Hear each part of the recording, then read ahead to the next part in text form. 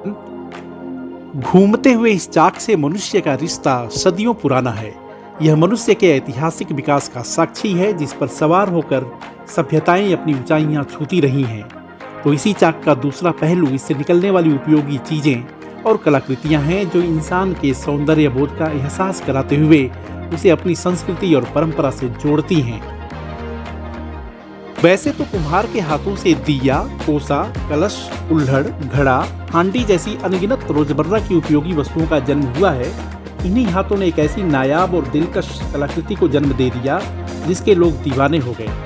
मिट्टी की यह कलाकृति टेराकोटा के नाम से जानी जाती रही है। इस टेराकोटा में कुम्हार की कल्पना और उसके हुनर का अनोखा मेल है। इस कला में सहजता, समर्पण, संस्कृति, सभ्यता, आधुनिकता सब एक जगह आकर खड़े हो जाते हैं। इको फ्रेंडली कुम्हार की इस कला की मांग काफी बढ़ गई है। टेराकोटा आज सबको लुभा रहा है। प्रदर्शनियों, मॉल, मेलों, नुमाइशों में हर जगह इसकी धमक देखी जा रही है। महंगी कलाकृतियां खरीदकर अपने उच्च सौंदर्य बोध का इजहार करने वाला कुलीन वर्ग भी आज बढ़ चढ़कर टेराकोटा खरीद रहा है। चुनावी शोर के बीच इंडिया अड्डा की टीम भी टेराकोटा के गढ़ गोरखपुर में थी। सर्वे के दौरान राजनीतिक कवरेज करते हुए हमें टेराकोटा भी दिखा। हमने सोचा कि क्यों न देश और दुनिया में टेराकोटा को पहचान दिलाने वाले उन कर्मवीरों को दुनिया के सामने लाया जाए, जो कैमरों और मीडिया की चकाचौंध से दूर गुमनामी में जी रहे हैं। फिर हम निकल पड़े गोरखपुर से करीब 15 किलोमीटर दूर भटहट के पास औरंगाबाद गांव की ओर, जिसे टेराकोटा के लिए जीआई टैग मिला हुआ है। भरी दोपहर की चिलचिलाती धूप, उमस वाली गर्मी के बीच हमने कई गांवों को पार किया।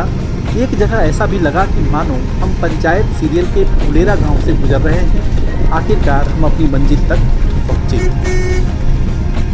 यहाँ हमें हीरालाल प्रजापति मिले, जिनकी देख रेख में यहाँ टेराकोटा तैयार होता है। मिट्टी से बनने वाली यह अनोखी कलाकृति कैसे बनती है, इसे हमने विस्तार से समझा। हीरालाल ने बताया कि यह उनका खानदानी काम है। बाबा पिता से होते हुए यह उनकी पीढ़ी तक आया। इसे अब वह आगे बढ़ा रहे हैं। करीब करीब हो गया हमको 20-25 साल मिट्टी का काम करते हुए, और हमारे पिताजी तो बहुत पहले से करते हैं। अब उनके बाद हम लोगों का नंबर आया। हम लोग 3 भाई हैं, तीनों मानो अपना अपना बिजनेस अलग किए हैं। पहले हम लोग दिया, कोसा यही बनाते थे, कुल्हड़। बाबा के बाबा थे हमारे, तो वो लोग थोड़ा उसको चेंजिंग करते गए।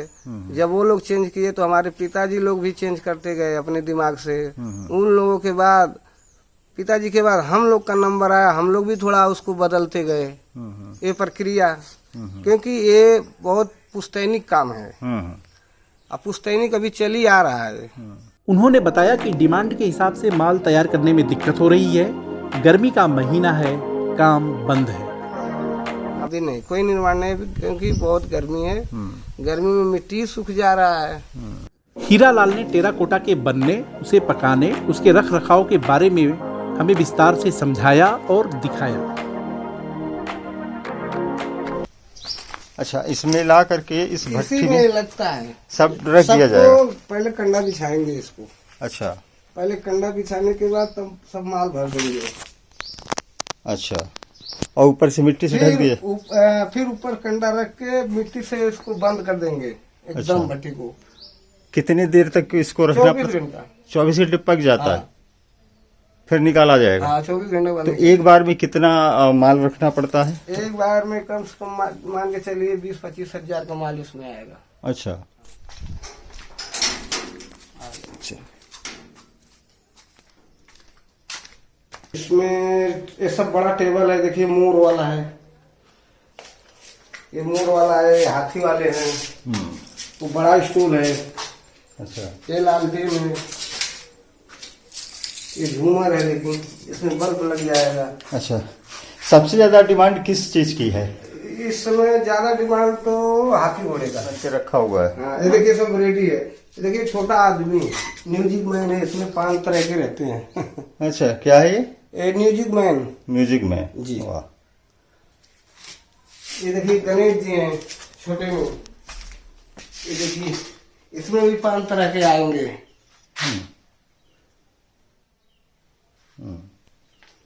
और ये पैक करने में तो बड़ी सावधानी रखनी पड़ती होगी, हाँ, सब घास में पैकिंग होता है। क्योंकि टूटने का खतरा ज्यादा रहता होगा। नहीं, सब जब पैकिंग हो जाता है सीधे ट्रक में ही लोड हो जाता है। यहाँ काम करने वाले रोहित और धर्मपाल प्रजापति अपने काम में पूरी तरह से मग्न दिखे। उमस वाली गर्मी में वे बगैर पंखे के काम कर रहे थे। यहाँ घोड़ा बना रहे धर्मपाल ने कहा, ये भी घोड़े ही बना रहे हैं। आपका नाम क्या है? धर्मपाल प्रजापति। धर्मपाल जी, क्या बना रहे हैं आप? घोड़ा बन रहा है। घोड़ा, बड़ा प्यारा घोड़ा है। कितना टाइम लग जाता है ये घोड़े को बनाने में? ऐसा थोड़ा थोड़ा काम होता रहता है, इसमें 3 दिन 4 दिन में बन जाता है 20-25 पीस। नहीं, जैसे एक घोड़ा आप बना रहे हैं तो कितना टाइम? एक घोड़े में कम से कम 3-4 घंटा मान के चलिए। अच्छा, सारा काम हाथ से ही होता है? देखिए आपके सामने हो रहा है ना, इसमें डाई वही नहीं है, डाई का काम हम लोग नहीं करते हैं। अच्छा, कोई मशीन नहीं, सारा काम हाथ से? हाँ, सब हाथ से होता है। आप जी, आप भी घोड़ा ही बना रही हैं? इसी में डिजाइन डाल रहे हैं सब। अच्छा, रोहित प्रजापति दिवाली का ऑर्डर पूरा करने के लिए अभी से काम कर रहे हैं। नाम क्या आपका? रोहित प्रजापति। चाक चलाएंगे क्या थोड़ा? लाइट नहीं है आज, 5 बजे के बाद लाइट देगा, थोड़ा वो काम हो रहा है अच्छा, इसी की वजह से।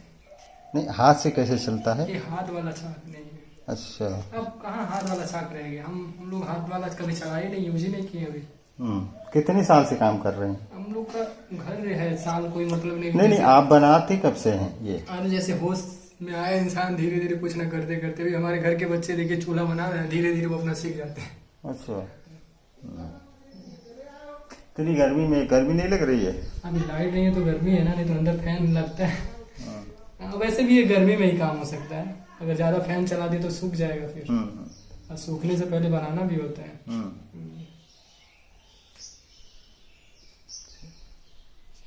कोटा के कारोबार में आने वाली दिक्कतों और सरकार की तरफ से मिलने वाली सुविधाओं के बारे में हमने हीरालाल से सवाल किया तो उन्होंने बताया कि सरकार लोन, ट्रेनिंग, चाक और मशीन की सुविधा दे रही है।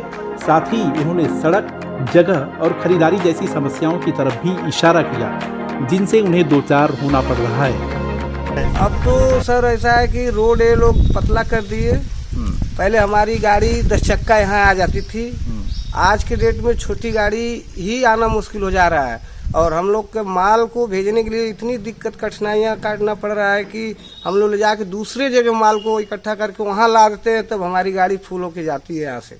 और हम लोग कितना कई बार सरकार से कहा कि हमारे यहाँ की रोड बनवा दिया, चौड़ीकरण हो जाए, लेकिन आज तक कोई इस पे सुनवाई नहीं हुआ।